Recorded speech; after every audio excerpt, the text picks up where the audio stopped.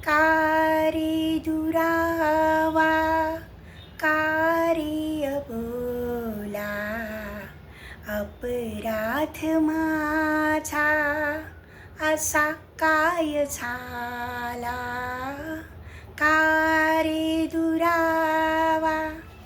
लक्षात आलं ना? आज माझ्या भावगंधित गाणी या संवाद मालेतील हे गाणं आणि यावरील संवाद आपणा सर्वांसमोर मी सादर करणार आहे. हे गाणं आहे मुंबईचा जावई या चित्रपटातील. तो 1970 साली प्रदर्शित झाला. राजा ठाकूर, गदिमा आणि सुधीर फडके या त्रयींचा हा चित्रपट. चित्रपटाची कथा होती व पु काळे यांची. एका मोठ्या घरातील खेड्यात राहणाऱ्या मुलीचे मुंबईच्या मुलाशी लग्न होते. मुंबईच्या चाळीत राहणारे हे एकत्र कुटुंब. यातील नायक अरविंद आणि नायिका दुर्गा होती. मोठ्या घरात वाढलेल्या या दुर्गा नायिकेला चाळीतल्या छोट्या घरात आणि तेही एकत्र कुटुंबात ज्या समस्यांना तोंड द्यावे लागते तो या चित्रपटाचा मुख्य कथाभाग होता.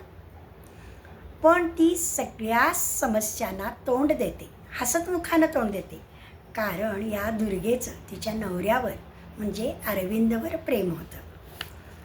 आता या चित्रपटामधील सगळी गाणी सुंदर आहेत. आता जे मी तुमच्यासमोर गाणं सादर केलं, 2 ओळी, का रे दुरावा का रे अबोला अपराध माझा असा काय झाला, हे ह्या दुर्गेच्या जावेच्या तोंडातलं गाणं आहे.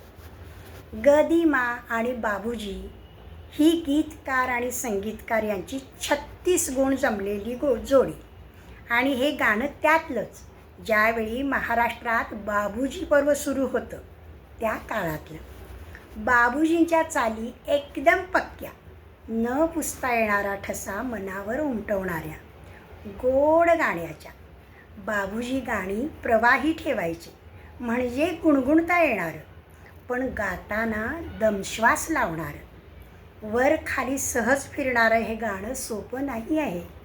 केवळ आशाताई आहेत म्हणून ते आपल्याला तसं भासतं बरं का.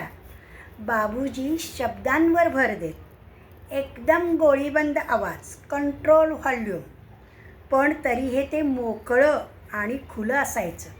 हे गाणंही त्यातलंच एक आहे.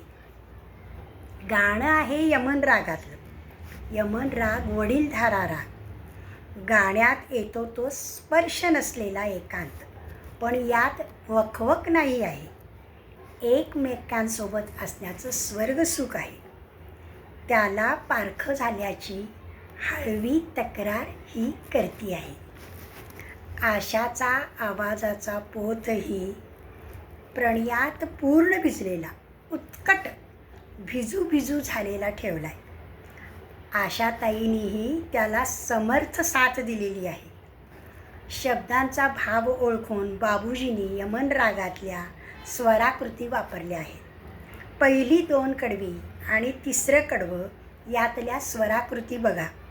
कुणी ना विचारी हात चांदण्यांचे घेई उशाला आणि रात्र जागवावी. या काही खास जागा केवळ बाबूजींच्याच. यातील ती प्रणयोत्सुक तगमग, त्यात अनुनय करावा म्हणून व्यक्त झालेला लटका राग आणि तृप्त झोप यावी यात व्यक्त केलेला पूर्णत्वाचा सार्थकतेचा सोस, या सगळ्यांमुळे हे गाणे खूप उंचीवर जातं. गदिमांनी यासाठी किती भावगर्भाशी अनुकूल शब्द वापरलेले आहेत. एकूणात विलक्षण अप्रतिम गाणं.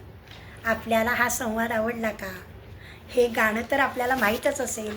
नसेल तर मी खाली डिस्क्रिप्शन बॉक्समध्ये लिंक देते आहे, जरूर ऐका, आपले मत कळवा. आवडले असेल तर लाईक करा, सबस्क्राईब करा, शेअर करा. धन्यवाद.